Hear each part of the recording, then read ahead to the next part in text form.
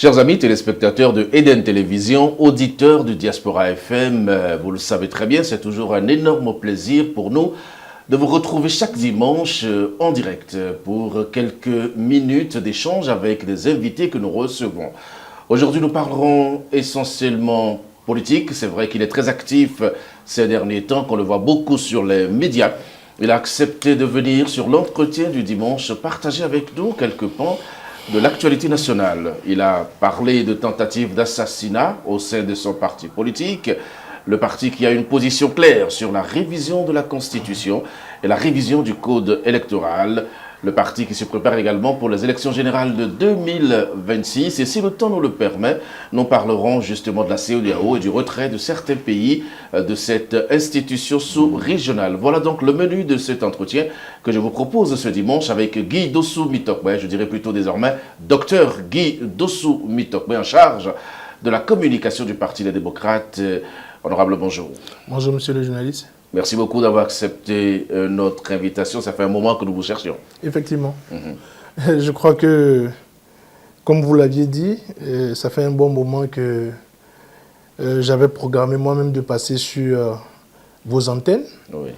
Mais parfois, l'homme propose et Dieu dispose, comme on le dit. Oui. Cette occasion est la bonne. Et nos compatriotes sont impatients de savoir certaines choses et de savoir aussi la position de notre parti sur un certain nombre de faits qui marquent l'actualité actuellement. Exactement. Donc l'heure de Dieu étant la meilleure, nous nous retrouvons donc aujourd'hui pour parler de quelques sujets. Alors il y a quelques jours, vous avez signé vous-même un communiqué annonçant que plusieurs membres, plusieurs responsables de votre parti, les démocrates, étaient menacés d'assassinat.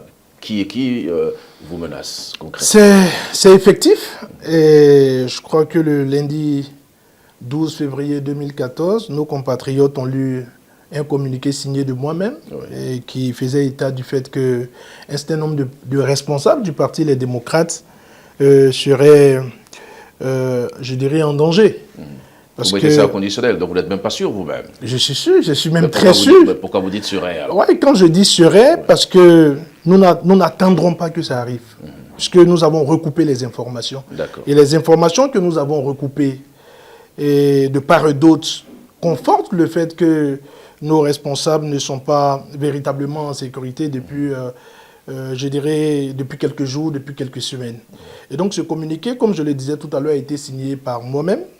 Et nous avons, entre le lundi et aujourd'hui dimanche, il y a quand même eu beaucoup de commentaires autour. Oui. Je crois que c'est le moment pour moi d'éclairer nos compatriotes. Et j'ai entendu pas mal de choses, comme par exemple, nous voulons désormais que les feux des projecteurs soient braqués sur le parti. Nous allons revenir sur ça tout à l'heure, Guy Mitokbe. Quelles sont les informations que vous avez recoupées, si on peut savoir? Oui, mais est-ce qu'il y a plusieurs manières de menacer la vie d'une personne, d'un homme? Il n'y a pas plusieurs manières de menacer.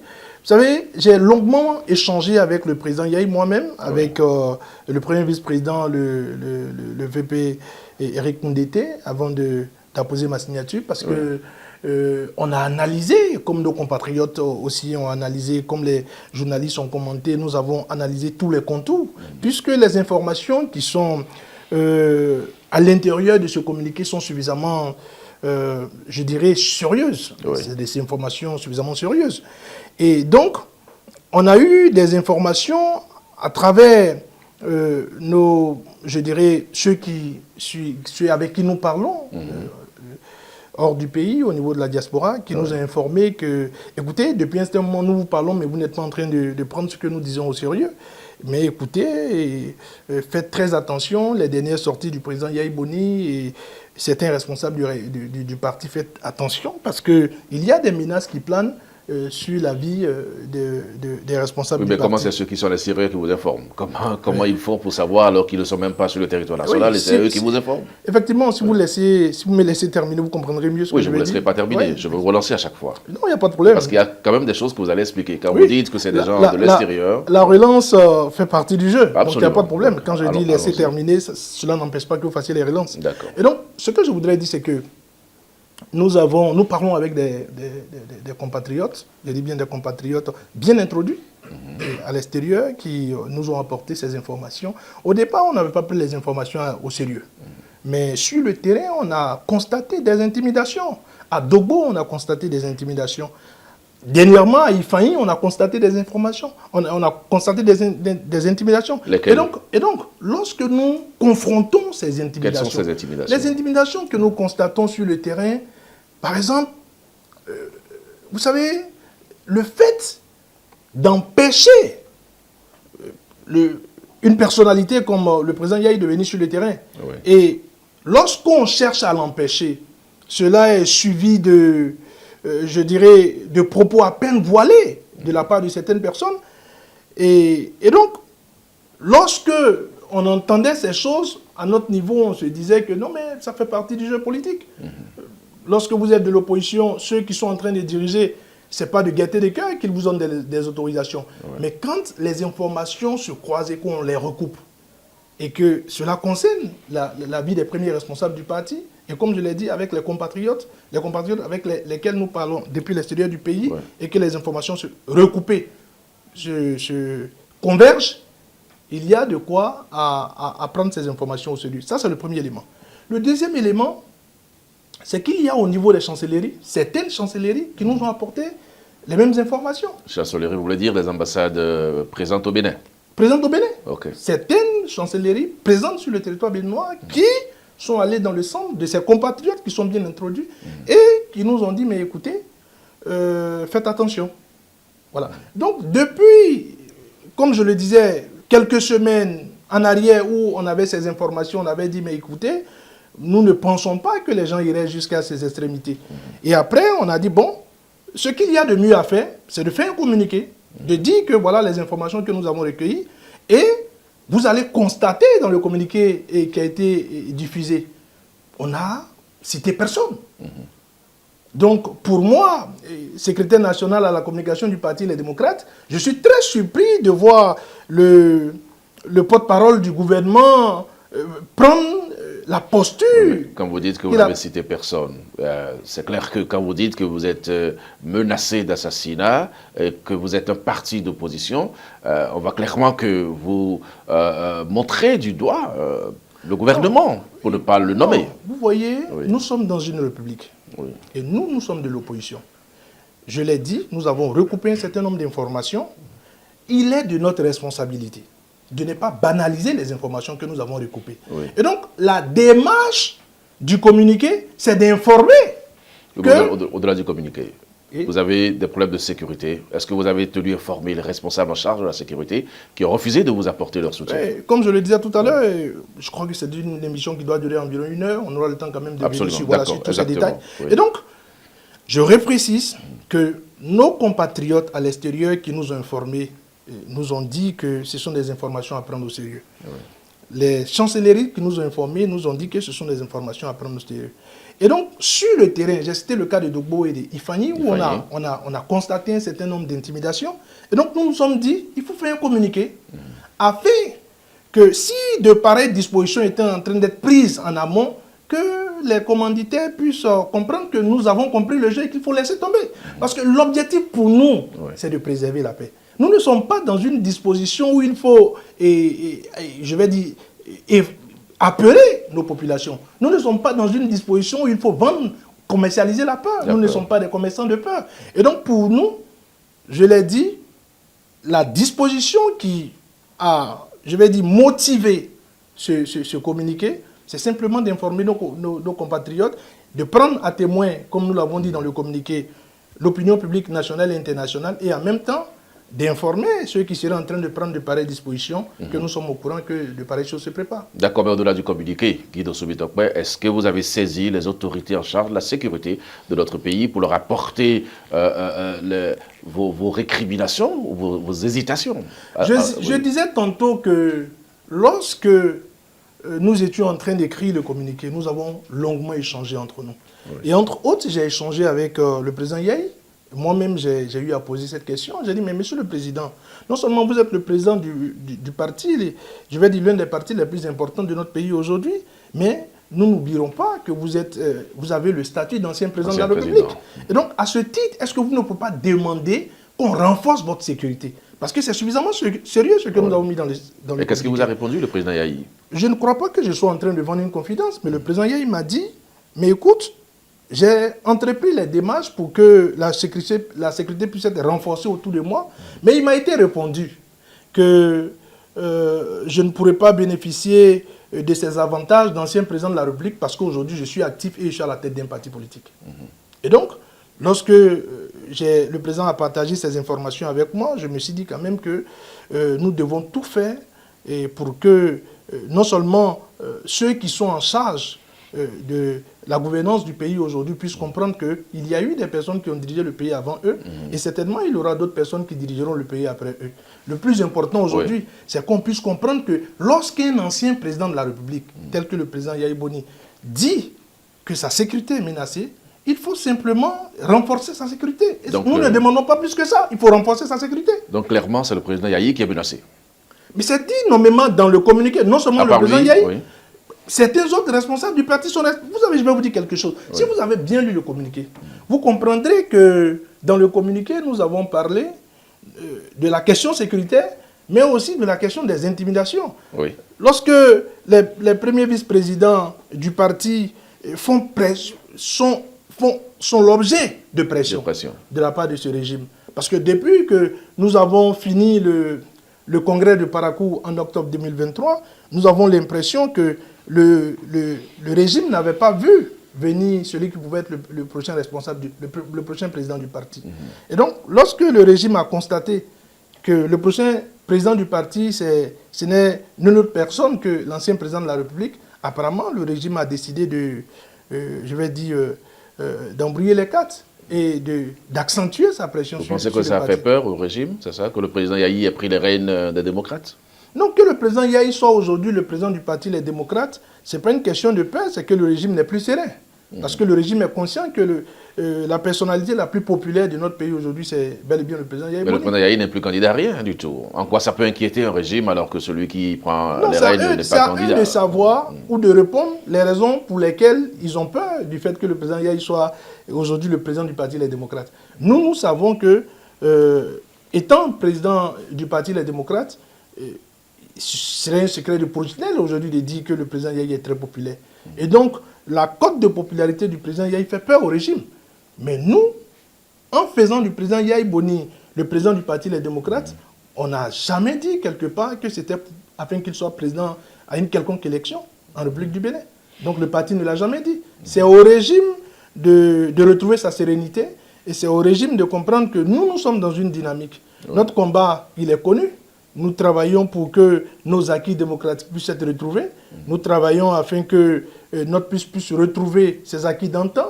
Mais nous ne travaillons pas, ou je dirais que nous ne travaillons plus pour que le président Yahi soit candidat à quoi que ce soit en République du Bénin. Il y a certaines pontes du régime qui disent clairement que ce n'est pas le président Boni Yahi qui est populaire, mais c'est plutôt que les populations ne suivent plus le régime actuel parce que déçus de la gouvernance. Qu'est-ce que vous répondez de ça? Quand on est déçu d'un gouvernement, on est déçu par rapport à un autre gouvernement. On est déçu en faisant la comparaison avec un autre gouvernement ou avec un autre régime. Et donc le régime par excellence avec lequel nos populations comparent l'actuelle gestion de notre pays, c'est naturellement le régime précédent.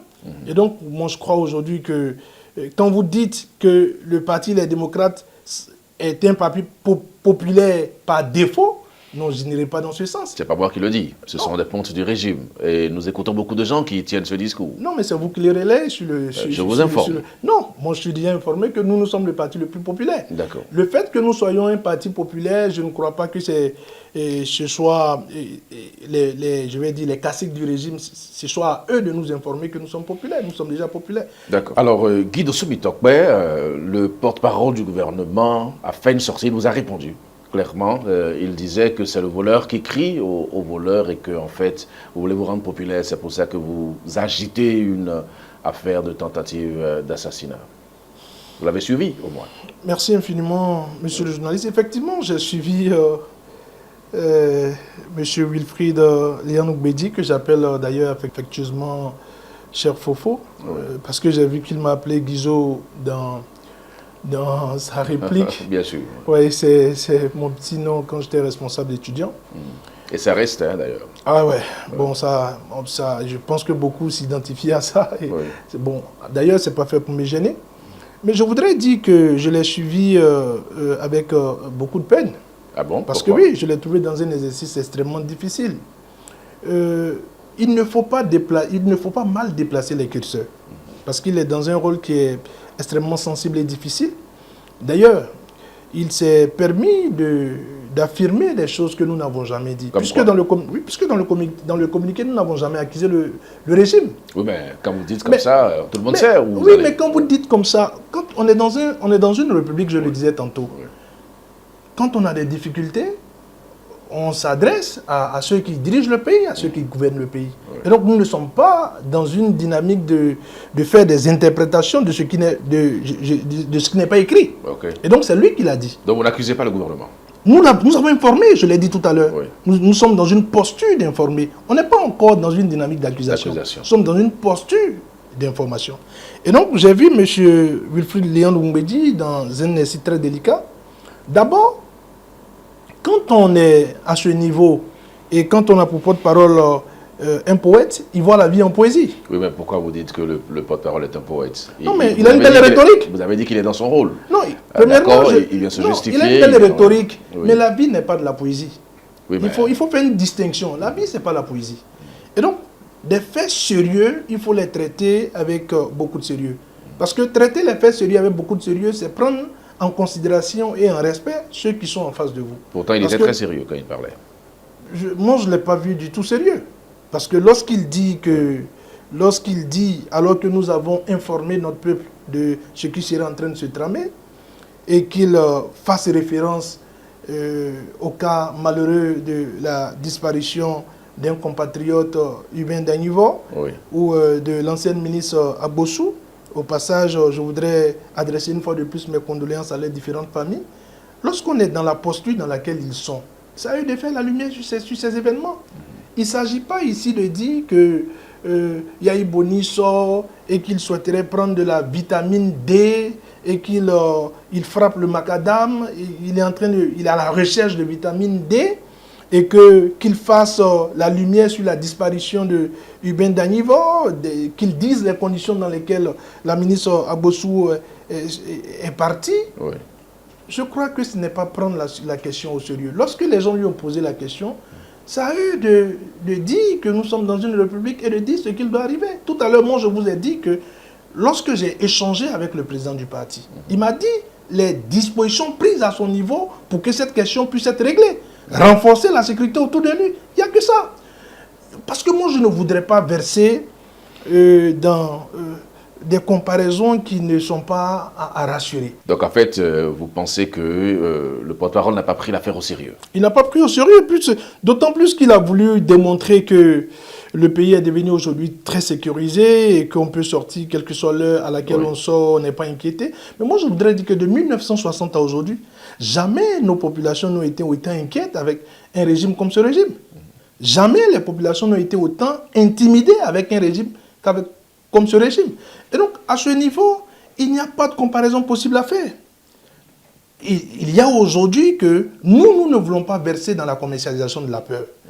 Et dans ce sens, je voudrais dire au porte-parole du gouvernement que c'est une question suffisamment sérieuse pour faire les comparaisons faites par lui. Moi, je n'ai pas envie de citer un certain nombre de faits. Je n'ai pas envie de verser dans des comparaisons qui blesseraient encore nombre de familles. Oui, mais ça va être comme un jeu de ping-pong. Et la République aujourd'hui n'a plus besoin de ça, que vous jetiez des pierres de régime à régime et tout ça. Tout compte fait, au niveau du parti Les Démocrates, nous, je l'ai dit, nous ne sommes pas à la recherche de visibilité. Parce que ceux qui ont commenté dans le sens du fait que un tel communiqué à une telle période, ou je dirais à un tel moment de l'histoire politique de notre pays, c'est pour que les projecteurs puissent être braqués sur le parti, je ne crois pas. On n'en a pas besoin. D'accord. Alors, quelles sont les dispositions que vous avez prises maintenant au sein de votre parti pour régler ce type de questions? Est-ce que vous avez pris des dispositions à votre niveau? Après avoir fait le communiqué, après avoir informé l'opinion publique, est-ce que vous avez pris des dispositions? Naturellement, nous prenons des dispositions et nous allons les renforcer d'ailleurs. Mais comme vous le savez, les questions sécuritaires, lorsque vous les détaillez, elles ne sont plus désormais des questions sécuritaires. Et donc, à ce niveau, nous continuons de prendre des dispositions pour que la quiétude des responsables du parti puisse être assurée. Mais au-delà de ça, je voudrais profiter du truchement de votre télévision pour appeler les autorités à plus de sérieux. Parce que quand nous appelons de tous nos voeux le dialogue national, c'est pour éviter de pareilles choses. Parce que nous continuons de croire que entre 2016 et aujourd'hui, le régime nous a conduit très loin sur le plan de l'intimidation, sur le plan des pressions, sur le plan des violations des droits des uns et des autres. Et donc pour que nous puissions solder ce passé malheureux, il faudrait qu'on s'asseye, qu'on se parle. Et c'est pour cela, je l'ai dit, nous travaillons tous les jours que Dieu fait à demander le dialogue national. Vous continuez à le demander? Nous le ferons, nous ne serons jamais découragés de demander. Vous allez continuer toujours à aller sur le terrain, comme vous le faites déjà? Non. Premièrement, il faut retenir que nous ne nous laisserons pas intimider. Et donc, les sorties du parti, la belle preuve est que lorsque les autorités communales ont voulu nous décourager à Dogbo, 3 semaines après, on était à Ifani. Et donc, je ne vous dirai pas dans 2 semaines, 3 semaines où nous serons sur le territoire national, mais nous ne nous laisserons pas intimider. Nous continuerons parce que c'est dans notre droit, c'est de notre responsabilité aussi d'aller changer avec nos populations. Et donc, à ce niveau, on ne se laissera pas intimider. Nous continuerons le contact avec nos populations. Nous continuerons de réchauffer et de consolider les bases du parti. Et si vous n'avez pas les autorisations qu'il faut, vous allez quand même continuer à... Nous ne sommes pas dans une disposition de défiance. Parce que, vous savez, lorsque le président de la République avait reçu les députés du groupe parlementaire, les démocrates, entre autres questions, nous avons abordé cette question avec lui. C'est parce que, quelque part, nous avons compris que nous ferons l'effort de ne pas être vus comme les hors-la-loi. Et nous travaillons tous les jours que Dieu fait pour ne pas être vus comme des hors-la-loi. Parce que nous continuons de croire que lorsque vous avez à la tête de votre parti un responsable qui, pendant 10 ans, a dirigé ce pays, vous ne pouvez pas vous comporter comme des hors-la-loi, vous ne pouvez pas vous comporter comme des, je dirais, des commerçants de peur, comme je le disais tout à l'heure. Et donc, à notre niveau, nous continuons de travailler afin que ce qui doit être fait pour que nous puissions parler à nos populations, pour que nous puissions aller au contact de nos populations, nous ne manquerons pas de le faire. D'accord. Guy Dossou-Bitokpe, vraiment vivement que cette situation s'éclaircisse au niveau de vos dirigeants et au niveau de nos dirigeants, au niveau donc supérieur de l'État. Vous avez suivi la semaine écoulée la conférence de presse du chef de l'État. Nous changeons de sujet rapidement. Nous parlerons maintenant de la révision de la Constitution. Vous persistez, vous signez que le régime, ou plutôt le président Patrice Talon, veut la révision de la Constitution. Mais il a été clair lors de sa conférence de presse, il n'en veut pas du tout. Il ne veut pas qu'on touche une seule virgule de la Constitution. Est-ce que ça vous rassure désormais? Non, d'abord, le casting n'a pas changé. Lequel? Non, le casting prêchait une chose et fait autre chose. Ce casting n'a pas changé avec ce régime. Et donc, le président Patrice Talon, avec tout le respect que je lui dois, pour la fonction qu'il occupe et pour, je dirais, pour celui qu'il est, vous allez permettre que je dise qu'il n'a pas été sincère avec vous, de la presse, et avec notre peuple. Comment vous mesurez ça? Parce qu'il a montré le fait qu'il ne soit pas sincère au cours même de sa conférence de presse. Ça, c'est votre interprétation? Non, c'est des faits. C'est des choses qu'il a dites. Dites-nous les faits. Oui, quand il dit, par exemple, que je ne voudrais pas qu'on touche à une virgule de la Constitution. Et dans le même temps, il dit, ce que je souhaite, c'est que les élections présidentielles aient lieu avant les élections législatives et communales. Oui. Ça, c'est sa volonté. C'est son souhait. C'est son souhait. Oui. Ce souhait ou cette volonté amène à réviser la Constitution. Oui, d'accord. C'est aussi simple que ça. Il peut y avoir un souhait, et puis après, dans les actes, ceux qui sont chargés de réviser ne suivent pas son souhait. Non. Il n'a aucun moyen de les obliger. Vous comprenez que le président Patrice Talon a une parfaite maîtrise de son camp.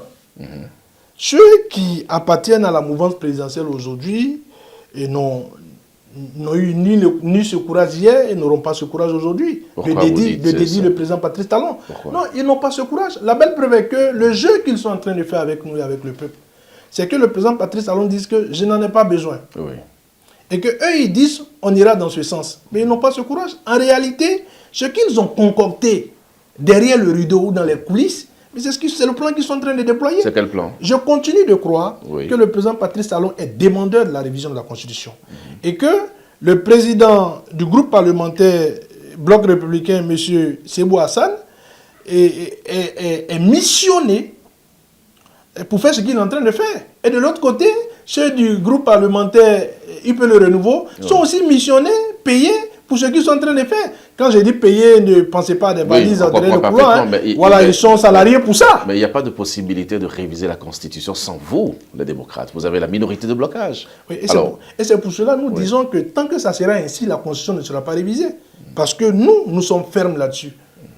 D'abord, toutes les fois que nous nous concertons entre nous, et j'ai eu à le dire au cours d'une réunion que le meilleur message que ce peuple attend des 28 députés, c'est d'abord au niveau de la recevabilité. Il faut envoyer un message très fort.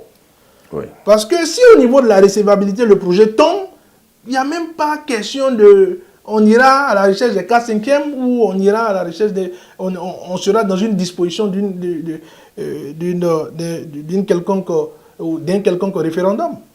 Et donc, pour moi, c'est clair. Les 28 députés, aujourd'hui en République du Bénin, ont les deux possibilités. Oui. C'est-à-dire, le régime en face n'a même pas le minimum pour avoir la recevabilité. Et donc, au niveau des députés, les démocrates, l'exhortation de notre peuple, c'est que c'est déjà au niveau de la recevabilité qu'il faut décourager le projet.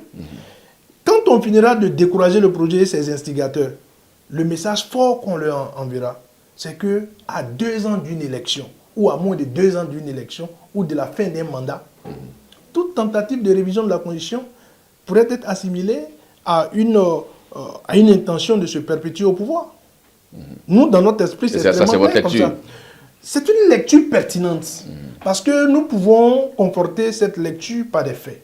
Lorsque vous prenez un pays comme la République de Guinée, la Guinée-Conakry, moi je suis géographe, et la spécialisation que j'ai faite en géographie, c'est la géographie humaine économique qui est très sensiblement proche de la géopolitique.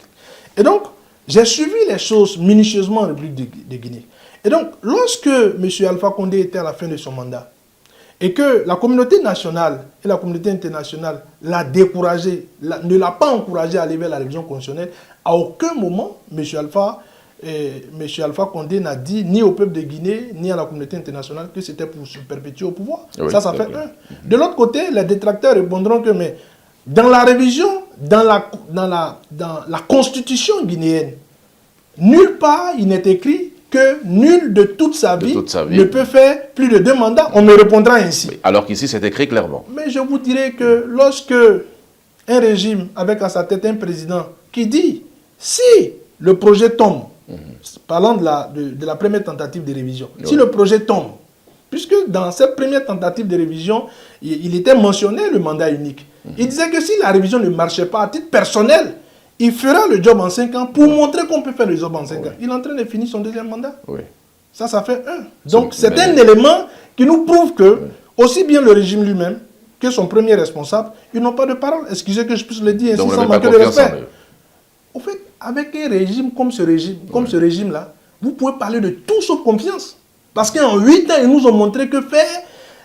Je suis tenté de dire, comme lui, quand il dit que pardonner est une faute en politique, je dirais que faire confiance en politique est mortel. Je serais tenté de dire que faire confiance en politique est mortel. Vu leurs agissements, vu leur manière de se comporter depuis 8 ans. Écoutez, avec ce régime, non seulement ils ont dit qu'ils ne feront pas plus de 2 mandats, ils sont à la fin de leur 2e mandat. Ils ont dit dans ce pays, lorsque le président de la République avait commencé une tournée préélectorale à la veille de 2021 pour l'élection présidentielle de 2021. Dans la partie septentrionale du pays, il a dit aux populations, non seulement l'élection présidentielle sera inclusive, tout le monde, tous les partis iront à cette élection, mais plus précisément, le parti Les Démocrates sera à cette élection. On est en train de finir le 2e mandat, on n'a pas vu les pieds ni les traces du parti Les Démocrates à cette élection. Au contraire, ils ont redoublé d'efforts à décapiter le parti Les Démocrates en débauchant des personnes qui appartenaient à ce parti pour être candidats. C'est le jeu politique. seulement bien précis, pourquoi vous voulez qu'on fasse confiance? Ça c'est le jeu politique. Oui, mais... Ça, c'est le deuxième élément. Le troisième élément, lorsque vous avez affaire à des députés, en tout, 81 députés, c'est-à-dire UP Le Renouveau, 53 députés, Bloc républicain, 28 députés. Mais la loi dit qu'il faut concéder un certain nombre de choses à la minorité parlementaire. Mais la loi, dans son esprit, entend par minorité parlementaire l'opposition parlementaire. Mais là, il y a deux minorités. C'est ce qu'on vous a répondu clairement. 28-28. C'est pour cela que je dis, avec ces gens-là, il n'y a pas d'évidence. Mais vous êtes Parce qu'en réalité, attendez, en réalité, dans de pareilles circonstances, ils savent que la minorité voudrait dire l'opposition et que la majorité voudrait dire la mouvance. Mais le BE ayant 28 comme les démocrates, le BE est la minorité de la majorité. Le BE est la minorité dans la majorité. Le BE n'est pas de l'opposition. La même chose que quand le président Patrice Talon veut recevoir ses députés, il le reçoit aussi bien ceux du bloc républicain que ceux de UP Le Renouveau. Oui, donc, vous permettrez, monsieur le journaliste, donc, cela voudrait dire que le parti, les députés du bloc républicain sont les députés de la mouvance présidentielle. Mais ces gens-là ont eu le courage et l'audace de défendre que le BE est la minorité jusqu'à l'heure où je vous parle. Des gens qui ont eu le courage de le faire ne soyez pas surpris que lorsque la Constitution sera changée, ces mêmes personnes-là aient le courage de vous démontrer que nul de toute sa vie ne concerne plus Patrice Talon. Et que Patrice Talon, quand on dit de toute sa vie, là, il est dans une nouvelle vie comme de la manière dont on fait un baptême. Donc, avec ces gens-là, il faut s'attendre à tout. Vous ne prêtez pas trop d'attention aux gens. Non, mais j'ai corroboré, monsieur le journaliste, cher aîné, comme je vous l'appelle souvent, cher grand frère, mais j'ai corroboré mes propos par des faits. Est-ce qu'il y a quelque chose de plus éloquent que de corroborer ses propos par des faits? Je ne suis pas en train de faire de la fabulation. Je ne suis pas en train de prêter des intentions. Est-ce que dans ce pays, M. Patrice Talon n'a-t-il pas dit qu'il ferait un seul mandat? Il est à la fin de son deuxième mandat. Oui, mais le deuxième n'était pas anticonstitutionnel. Est-ce que dans ce pays... Non, monsieur Bitakwa, le deuxième n'était pas anticonstitutionnel. Donc là, vous rentrez dans d'autres considérations qui ne sont pas forcément constitutionnelles. Il avait droit à un deuxième mandat et il a fait droit à ça. Monsieur le journaliste, lorsqu'on dit, peut-être que je n'ai pas un bon niveau de langue, hein, peut-être aussi que personne ne peut oser le dire. Non, peut-être aussi que je ne comprends pas bien français. Mais lorsqu'on dit que si le projet échoue, à titre personnel, c'est même dans un langage soutenu, je verrai le mandat unique pour montrer qu'en 5 ans, on peut faire le job. Mais écoutez, même si en philosophie ou en français, on nous a appris à faire thèse, antithèse et synthèse, mais cette phrase est imparable par rapport à quelqu'un qui est en train de dire que je ne ferai pas 2 mandats. C'est qu'il n'y a même pas d'angle pour justifier avec un pareil propos qu'on peut faire un deuxième mandat. Et je vous ai dit, mais malgré ça, il est en train de finir le deuxième mandat. Ça fait 1.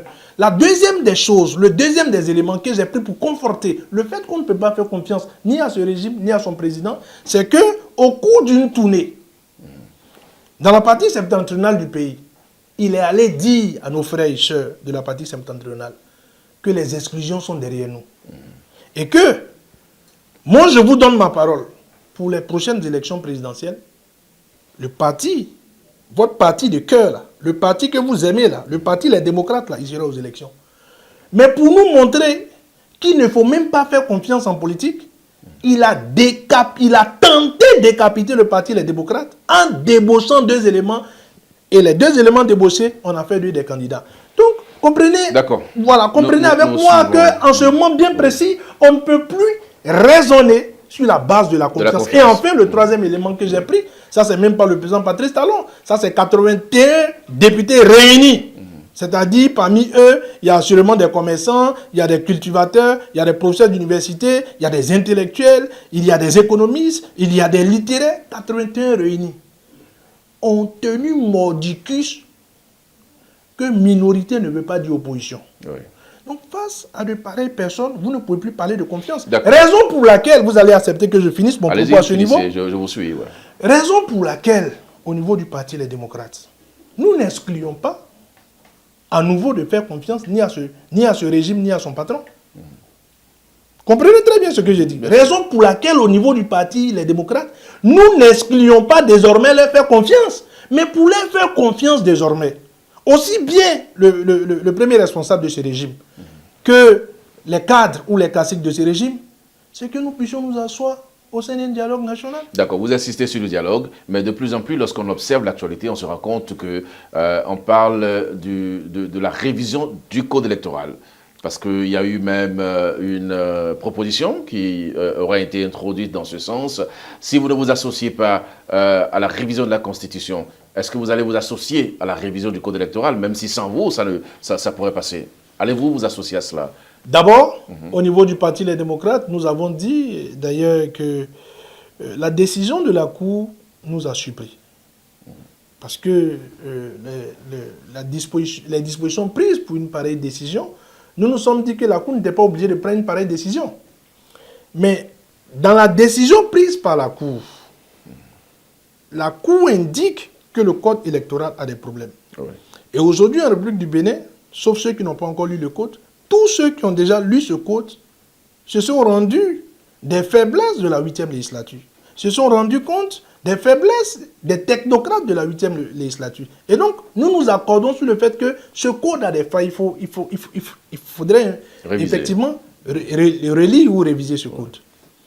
Donc, là-dessus, il n'y a pas de problème. Vous allez vous associer à une révision du code? Non, je viens. Là-dessus, nous pensons qu'il faut retoucher. Sur le principe. Qu'il faut, voilà, sur le principe qu'il faut une relecture du code. Okay.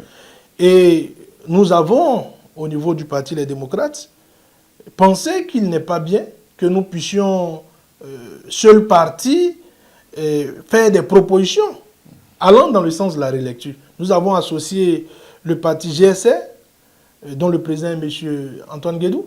Nous avons associé un parti comme le MPL et nous avons associé un autre parti comme le NFN.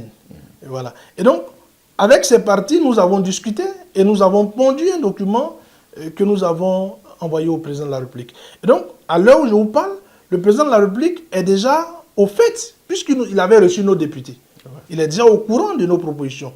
Juste pour insister sur le fait que nous ne sommes pas contre une relecture du code. Et moi-même, je fais partie de ceux qui, pendant longtemps, ont dénoncé les faiblesses de ce code électoral. Parce que au cours des élections de 2019, nous avons vu combien de fois ce code a été utilisé pour fragiliser l'opposition, combien de fois ce code a été utilisé pour régler des comptes, combien de fois ce code a été utilisé pour purement et simplement exclure des personnes. Des personnes comme moi. Comme vous. Ça fait la deuxième fois que je suis exclu. Je fais partie de l'exclusion collective de 2019. Ouais. Et en 2023, je fais partie de ceux qui ont été exclus de manière ciblée. Ciblé. Mais cela ne nous décourage pas de faire le combat. On continuera de faire ce combat. Oui, mais dans le même temps, votre communication est claire. Vous dites qu'il ne faut toucher à rien du tout avant les élections de 2026, ni le code électoral, ni la Constitution. Mais là, vous semblez nous dire que vous n'êtes pas contre qu'on touche le code électoral. Non, je l'ai dit, c'est un secret de polichinelle. Oui. Je l'ai dit tout à l'heure que nous avons fait des propositions allant dans le sens lesquelles de la relecture. est-ce qu'on peut savoir? Oui, parce que ce que dit la Cour ne provoque pas une révision constitutionnelle. La décision de la Cour n'impose pas ou n'implique pas une révision constitutionnelle. Et là, nous avons martelé dans nos propositions. Oui. Il faut simplement des décalages de dates. Toucher, ajouter un alinéa au niveau de l'article 135 du Code électoral et ajouter un autre alinéa à l'article 142 du même Code électoral. Et les questions seront réglées. La question du parrainage et de l'égalité, entre autres raisons évoquées par eux. Et ils ont aussi, quand je me rabats un peu sur ceux de IP Le Renouveau, ils ont aussi parlé de légitimité, égalité et légalité. Et donc, avec les propositions que nous avons faites, je crois que ces différentes questions trouvent leurs réponses, sans qu'on ne soit obligé de réviser une constitution. Et d'ailleurs, vous allez permettre que je puisse insister là-dessus. C'est même la raison pour laquelle nous pensons qu'il y a anguille sous roche. Parce que lorsque le premier responsable, le président de la République, dit que je ne souhaiterais pas qu'on touche au code, et que par derrière, ces éléments disent qu'il faudrait qu'on touche au code, et qu'un troisième fait qui corrobore le fait que toucher au code aujourd'hui ne s'impose pas. Alors, nous nous posons la question de savoir, mais pourquoi ils sont en train de faire tous ces bruits pour qu'on touche, toucher la Constitution aujourd'hui ne s'impose pas. Oui. Alors nous posons la question, pourquoi ils sont en train de faire tout cet activisme autour de la révision constitutionnelle? Cela voudrait dire, cela conforte nos craintes selon lesquelles il y a anguille sous roche. Vous pensez que si on touche au code, ça pourrait entraîner la révision de la Constitution? Si on touche le code aujourd'hui, en restant dans les limites imposées par la Cour constitutionnelle, on n'est pas obligé de toucher... Et si on ne reste pas dans les limites, c'est-à-dire que si on corse dans le code électoral certaines dispositions? Non, je ne vois pas la chose sous cet angle. Parce que je continue de croire que les décisions de la Cour sont sans recours. C'est ce qu'on nous a toujours dit. Et donc, je ne crois pas qu'ils poussent leur extrémisme à aller au-delà de ce que demande la Cour. Parce que s'il faudrait aller au-delà de ce que demande la Cour, il faudrait s'asseoir. Une fois de plus, la question du dialogue national nous rattrape. Il faudrait s'asseoir pour que le consensus puisse être dégagé autour des choses qu'on doit pouvoir toucher. C'est ce en quoi je crois. Alors, docteur Guido Soumitokpe, nous allons maintenant parler des élections générales. C'est dans quelques mois, il faut le dire comme ça, 2026. Les démocrates se préparent comment pour ces élections générales? Oui, pour les élections générales de 2026, nous nous préparons comme un grand parti se prépare. C'est-à-dire? Voilà, nous prenons toutes les dispositions pour gagner. Et comme je l'ai dit, si les élections demeurent transparentes, inclusives, nous gagnerons. Vous avez encore de doutes sur ça? Parce que finalement, vous ne faites confiance en personne et donc on a le sentiment que le doute est ambiant chez vous. Vous dites si c'est transparent, oui, il n'y a pas de raison que cela ne le soit. Mais ce régime, en 8 ans de gouvernance, nous a montré qu'on ne doit pas leur faire confiance. D'ailleurs, c'est pour revenir sur des faits qui sont encore récents. Oui. Vous constatez, ou vous pouvez revoir avec moi, les conditions dans lesquelles les membres de la Cour constitutionnelle ont été installés.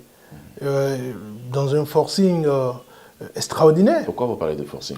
Mais écoutez, nous connaissons, ce n'est pas la première fois que nous installons une Cour constitutionnelle à la République du Bénin. Oui. Et je crois qu'ils doivent être à leur 7e ou 8e mandat.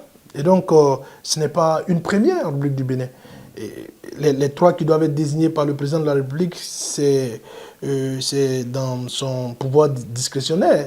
Nous n'avons pas contesté cela. Mais ceux qui doivent être désignés par le bureau de l'Assemblée nationale, on a dit nos craintes et nos doutes qui sont d'ailleurs confirmés dans ce qui a été fait. Et ensuite, en ce qui concerne la Commission électorale nationale autonome, on a vu aussi combien de fois ils ont contesté, ils ont même nié le fait que nous avons droit à un représentant à ce niveau, alors que les tests, c'est leur assemblée qui a travaillé autour de, c'est-à-dire l'assemblée, la 8e législature, qui a travaillé autour de ces tests. Et donc, sur ces faits, nous continuons de croire qu'il y a des raisons à douter de la crédibilité de ce régime quant à ce qu'ils arrivent à organiser des élections transparentes, libres, ouvertes et inclusives. Et donc, si ces conditions sont réunies, des conditions de transparence, d'inclusivité et de justice, c'est sans l'ombre d'aucun doute. D'aucun doute, nous gagnerons les élections. Ça, il n'y a absolument rien à faire. Et ils en sont conscients. Le régime est conscient de cela. Et donc, pour nous, j'insiste là-dessus, nous préparons ces élections comme tout grand parti les préparerait. Et nous travaillons au fur et à mesure que le temps passe à être de plus en plus populaire. Nous travaillons à ce que nous puissions consolider nos bases. Nous le faisons sans prétention aucune. Et le président Yahi est la personne qui le dit le mieux. Il dit que si nous continuons de travailler comme nous le faisons, 99,9% de nos compatriotes seront démocrates d'ici 2026. Et ça, c'est sans l'ombre d'aucun doute. Oui, mais à 2 ans des élections, on ne voit pas qui va porter les couleurs des démocrates. Vous n'avez pas encore de candidat visible. Le président Yahi n'est candidat à rien. Comment est-ce que vous gérez cet aspect de la question? Et toutes les fois que j'ai entendu cette question, je me suis un peu marré. Oui. On ne peut pas se poser autant cette question pour un parti qui regorge de 6 ans de cadres. Oui-même. De 6 ans de personnalité. Mais tout le monde le parti, les démocrates aujourd'hui, a tellement de cadres qui peuvent, en 2026, valablement remplacer M. Patrice Talon, que cette question ne se pose pas. Elle ne se pose pas. Mais ne comptez pas sur moi pour vous dire à 2 ans des élections qui sera notre candidat. Il n'y avait pas de quoi? Non, mais il s'agit de stratégie. Oui, d'accord, mais logiquement, à 2 ans des élections, le peuple doit pouvoir avoir quand même une idée de qui vous voulez présenter. Le président même qui gère le pays dit c'est à 6 mois. Mais pourquoi vous comptez sur nous qui n'avons pas le pouvoir pour le dire à 2 ans? Non, lui, c'est dans son camp. Il organise son camp de façon... Nous organisons aussi notre ouais. camp, il n'y a pas de problème par rapport à ça. Donc vous aussi, c'est à 6 mois des élections? Nous, on peut même le faire à la veille des élections. Ah bon? À la veille du dépôt. Une chose est sûre, on a des candidats, on aura un candidat, et puis, comme je l'ai dit, quand les conditions seront remplies, tant que les conditions seront remplies, nous gagnerons. Et c'est pas extraordinaire, les démocrates n'allaient pas aux élections de 2026? Le peuple ne voudrait pas penser à ça. Et personne ne voudrait... Faisons le débat. C'est pas extraordinaire. Non, je le dis, le régime lui-même n'accepterait pas d'aller dans ce sens. Pourquoi? C'est vrai que lorsque le président Patrice Talon a reçu les députés, non, il a reçu d'abord les députés du groupe parlementaire UP Le Renouveau, oui. Ensuite il a reçu ceux du groupe parlementaire Les Démocrates, et enfin il a reçu ceux du groupe parlementaire BR. Oui. Lorsque les députés ont fini cette concertation avec le chef de l'État, certains députés se sont rapprochés des nôtres, et au cours d'une réunion, les nôtres ont partagé cela avec nous. Certains députés ont dit, mais qu'est-ce qui se passe? Qu'est-ce que vous avez discuté avec le chef de l'État afin qu'il puisse être si en colère? Et les nôtres leur ont dit, mais on ne sait pas véritablement de quoi vous parlez. Et il a été dit que dans un moment de colère, il aurait dit à ses députés... Vous n'allez pas rapporter des rumeurs. Ce n'est pas des rumeurs. Parce que vous n'étiez pas à cette séance. Les députés BR vous ont parlé. Oui, vous ne savez même pas s'ils sont sincères ou pas. Vous savez, je vais vous dire quelque chose. La vie, des gens sont vécus avant nous et des gens vont vivre après nous. Certainement. Donc ce qui a été, c'est ce qui sera. Ça, c'est même un propos biblique. Ce qui a été, c'est ce qui sera. Quel est l'intérêt que des gens qui sont censés soutenir le régime viennent nous mentir? Dites-moi quel intérêt ils ont à venir nous mentir. Pourquoi vous leur faites confiance? Vous avez dit qu'il n'y a pas de confiance en politique. Tout à l'heure, quand je rapportais leurs propos, je vous ai dit, je vais vous rapporter leurs propos. Oui, d'accord. Mais... Est-ce qu'on a cru? Est-ce qu'on n'a pas cru? Acceptez que je vous rapporte leurs propos. D'accord. Voilà, donc je vous rapporte leurs propos. Maintenant, est-ce que nous on a cru à ce qu'ils nous ont dit? Est-ce qu'on n'a pas cru? Apparemment, vous y avez cru, c'est pour ça que vous pensez. Mais moi, je voudrais vous rapporter leurs propos. Ils nous ont dit que, dans un accès de colère, le chef aurait dit que, d'ailleurs, j'ai facilité leur élection en 2023 et qu'en 2026, ils seront exclus et rien n'arrivera. Vous y croyez vous-même? Est-ce que vous pensez invraisemblable? Mais vous savez... Vous-même, vous avez dit tout à l'heure que le peuple ne peut même jamais accepter ça, que personne n'accepterait. Vous savez, en 2019... Docteur Guido Subito. Vous savez, en 2019... Quand ça vous arrange, vous rapportez. Ah, mais vous savez... Mais quand ça ne vous arrange pas, vous refusez que nous rapportions. Non, absolument pas. Vous savez, en 2019, personne ne croirait qu'un régime pourrait écarter à lui seul toute une opposition, l'opposition de tout un pays. Mais il l'a fait en 2019.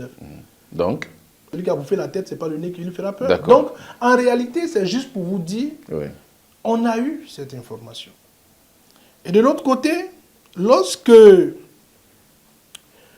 il a reçu un parti politique dernièrement, et lorsque les responsables de ce parti ont quitté le palais, une fois de plus, ils auraient dit à certains des nôtres, il leur aurait dit de prendre les dispositions pour remplacer le Parti Les Démocrates en 2000.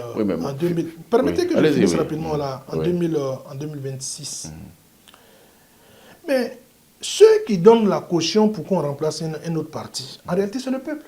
Parce que c'est le peuple qui dit, je voudrais avoir un maire, je voudrais avoir un député, et je voudrais que mon maire soit de tel parti, je voudrais que mon député soit de tel parti. C'est vrai qu'en 2023, on a été truandé dans beaucoup de circonscriptions électorales du pays. Mais croyez-moi, nous ferons tout pour que, quand je dis tout, nous travaillerons dans le sens certainement de la paix, mais pour que ce dialogue puisse être une réalité. Parce que nous continuons de croire que c'est la main dans la main, en partant à un dialogue, où ensemble nous trouverons des consensus autour des questions qui n'assurent plus la confiance, que nous pourrons faire une élection transparente, inclusive, et je vais dire crédible. Et ce dialogue, vous l'attendez pour quand? Non, à tout moment. Vous êtes prêt aujourd'hui si on vous appelle pour un dialogue? Même si on nous appelle, je ne sais pas quelle heure il fait maintenant, même si on nous appelle maintenant, on est prêt pour le dialogue. Il y a apporté ses habits et aller au dialogue. On n'a même pas besoin de mettre de parfum. Mais le président Talon a dit clairement qu'il s'en va en 2026 et qu'il ne demande même à personne d'assurer ses arrières. Il a été clair sur ça. Au moins ça, vous y croyez?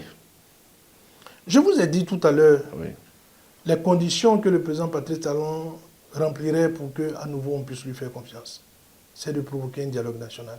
C'est autour d'un dialogue qu'on pourra se comprendre.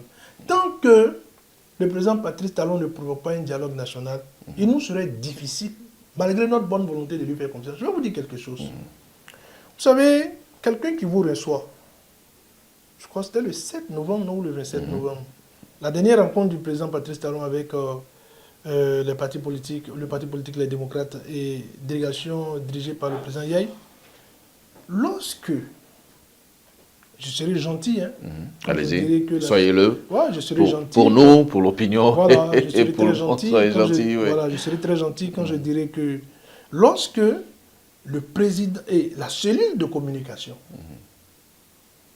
fait ce qu'ils ont fait, une rencontre de 4 heures, charcutée, vraiment, je dirais, dérangée, manipulée. Je ne sais pas quelle autre expression utiliser. Quand on fait ce qu'ils ont fait, ça ne peut plus pousser à faire la confiance. Parce que même vous-même, quand vous avez... C'est pour ça que vous avez anticipé la dernière fois en publiant un communiqué avant la rencontre. Je vais même vous dire quelque chose. Allez-y. Même vous-même de la presse, Oui. la dernière conférence de presse, et avec ce que nous avons appris, ça se passe. On n'est pas, comme l'autre le dirait, on n'est pas en Birmanie. On n'est pas en Birmanie. Ou vous-même, journaliste, vous avez été pratiquement mis au pas. Et après la conférence, l'élément brut n'a pas été présenté. Parce que vous, je pense vous, monsieur Abalo, vous avez même posé une question. On n'a pas vu la réponse de votre question dans leur retransmission. C'est que ils font tellement mal leur travail que même quand ils charcutent en mettant le président en difficulté. Parce que effectivement, vous avez posé une question. Moi, je m'attendais à ce que le président, dans sa réponse, revienne sur votre réponse. On a vu votre question, mais on n'a pas vu votre réponse. Pourtant, je sais que le président a répondu à votre... Donc, ils ont charcuté. Et ça, la cellule autour du président de la République, je pense qu'il faut qu'ils aillent se former ailleurs. Mais vous avez dit tout à l'heure que chacun est dans son rôle. Docteur Guido Soumitopa, Soumitopa, il faut la communication il y a des gens qui sont dans le mauvais rôle. Donc, ne leur demandez pas non, quand on dit chacun dans son rôle, qui met le président mal à l'aise, par exemple. Ne leur demandez pas d'aller prendre des choses pour contenter l'interlocuteur. C'est parce que nous demandons. Soyons réalistes. C'est parce que nous demandons. Alors, lorsque nous disons que, effectivement, les montages se font partout. Ben oui. Mais il ne faut pas dénaturer la séance. Lorsque vous recevez un parti d'opposition, comme le parti Les Démocrates, avec un président aussi, je vais dire, charismatique que le président Yaye, vous montez l'élément d'une discussion de 4 heures. Vous montrez ça en 1h30. Mais pendant les 1h30, l'opposition n'a eu droit à la parole dans votre reportage que pour 10 à 12 minutes.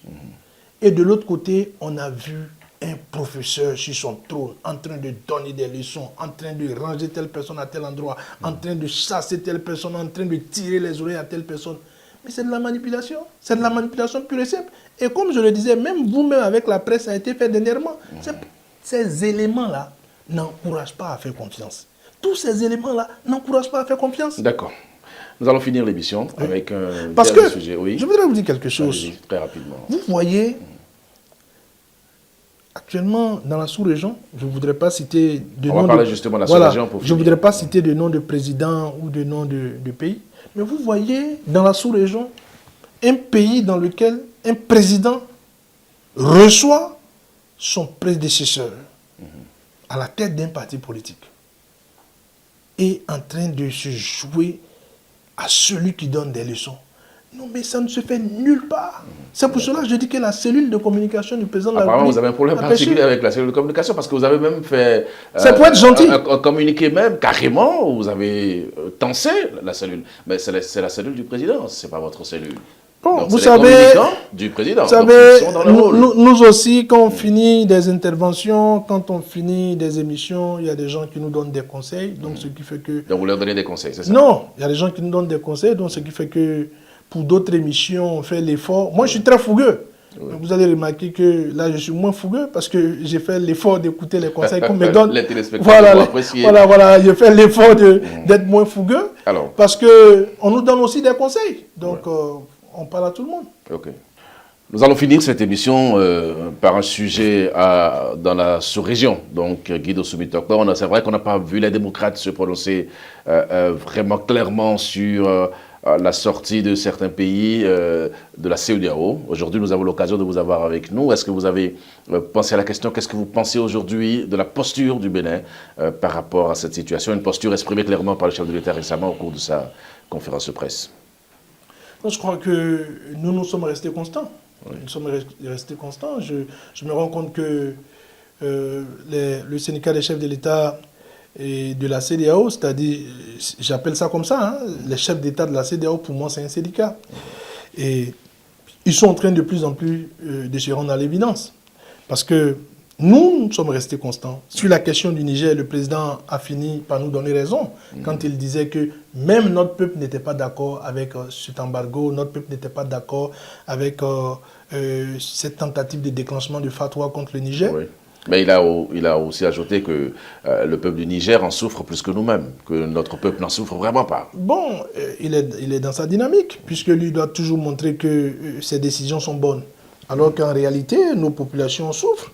Ce n'est pas seulement du côté de la partie septentrionale de notre pays. Et aussi bien au nord que la population de Gaïa, du côté du Niger, en souffre, et tout le Niger. Mais au-delà du fait même que ce soit localisé, c'est le Bénin qui paye le lourd tribut aujourd'hui. Parce que notre poste a été complètement déserté. Donc nous payons le lourd tribut pour ce qui se passe. Et pour cela, moi je crois que il ne s'agit pas seulement de faire des déclarations de bonne intention. Il faut tirer leçon de ce qui se passe. Mais apparemment, oui, ils ont tiré leçon. Non, ils ne sont pas encore en train de tirer leçon de ce qui se passe. Ah bon? S'ils étaient en train de tirer leçon de ce qui se passe de l'autre côté du Sénégal, ceux qui sont au pouvoir ne feraient pas ce qu'ils sont en train de faire. Mais le président Talon a clairement dit qu'il était dérangé par ce qui se passait au Sénégal. Il n'a pas soutenu. C'est malgré lui. Comment malgré lui? Non, c'est malgré lui. Personne ne l'a obligé à le dire. Parce que quand je dis c'est malgré lui, si la CEDEAO était vraiment en désaccord avec ce qui se passe au Sénégal, il prendrait une batterie de sanctions. Parce que lorsque le président de la République dit non, on a pris les sanctions contre le Mali, contre le Niger, on n'en a pas pris contre le Burkina, vous voulez qu'on en prenne encore contre le Sénégal? Non, il faut aller à l'origine. Chez nous, on dit, c'est pas là où vous êtes tombé que vous devez regarder, c'est là où vous avez trébuché. Et donc, à ce niveau, je pense qu'il faut aller à l'origine. Le véritable problème de la CEDEAO aujourd'hui, c'est que nos présidents n'ont plus excusez que je puisse dire de personnalité par rapport à ceux qui les mettent la pression. Parce qu'ils triturent, ils souillent, excusez-moi que je puisse le dire ainsi, ils souillent nos constitutions, ils souillent nos textes fondamentaux.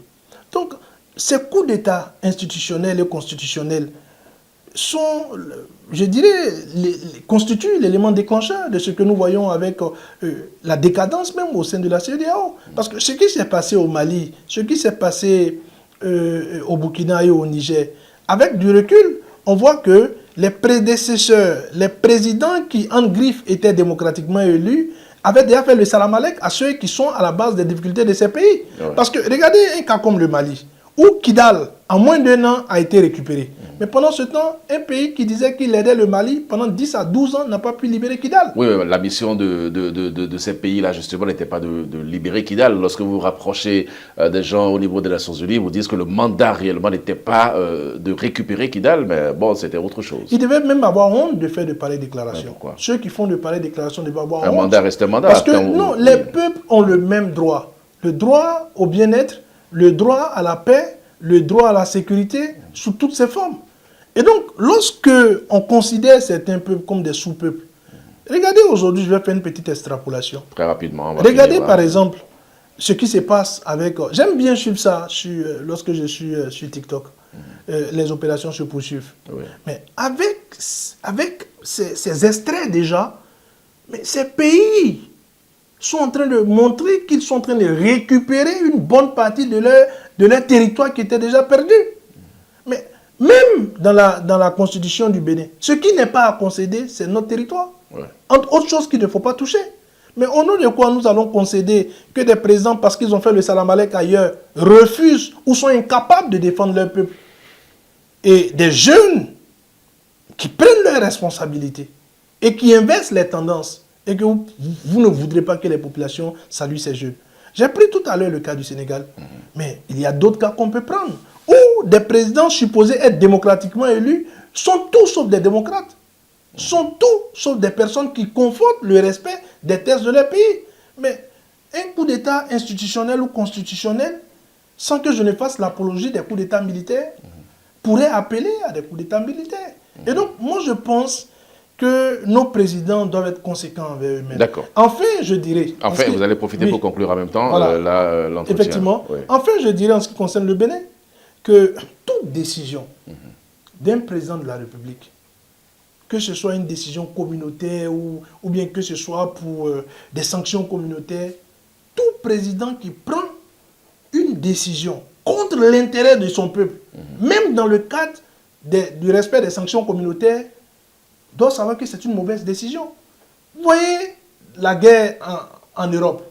Lorsque un pays de l'Europe de l'Ouest a pris des sanctions contre la Russie, ils ont pris ces sanctions d'une manière collégiale. Mais l'autre qui savait que ces populations dépendent beaucoup plus du gaz naturel russe, contre les sanctions prises contre les Russes, ce pays est passé par derrière pour aller acheter le gaz russe. Parce que ces gens ont une notion très poussée de l'intérêt national. Donc, en fermant les frontières de Gaïa, nous faisons beaucoup plus mal à l'économie du Bénin qu'à l'économie de l'UEMOA. C'est une décision communautaire. C'est ce que je tente de vous démontrer. Oui, je sais, mais on revient sur ça. Quelle que soit la décision communautaire, le président doit d'abord regarder l'intérêt de son peuple d'abord. Donc le pays peut violer une décision communautaire. Ça ne vous dérange pas? Je vous ai pris le cas des pays... Oui, d'accord. Mais là, vous êtes allé loin. Mais on parle de... Non, je vous ai pris le cas de ces pays parce que nous avons l'habitude de copier sur ces pays. D'accord. Et ces pays sont en train de nous démontrer que rien ne doit prendre le dessus sur l'intérêt supérieur de nos populations. D'accord. Votre conclusion maintenant, Guy Vitokwe. Comme conclusion, je voudrais passer le temps. D'abord vous remercier pour cette émission, vous remercier pour vos efforts d'informer de la manière la plus juste nos populations, saluer aussi nos populations, saluer nos populations par rapport à l'effort qu'elles font de rester sur le chemin de la vérité, et enfin lancer un appel à ce régime, afin que le dialogue national pour lequel nous ne cessons de faire des appels incessants, que le régime puisse faire l'effort d'aller dans le sens de ce dialogue national. Parce que rien ne vaut la paix, rien ne vaut l'intérêt supérieur des populations. Et puis je crois qu'un parti comme les démocrates a toujours été un parti de paix et un parti de négociation. Donc une fois de plus, le maître mot que je voudrais que nos populations gardent de cette émission, c'est que nous sommes des demandeurs de paix. D'accord. Merci beaucoup. Les demandeurs de paix se sont donc exprimés sur votre télévision et sur votre radio. Merci à chacun et à tous. Je vous retrouve dimanche prochain, toujours dans le même cadre, pour une autre émission de l'entretien du dimanche. Au revoir.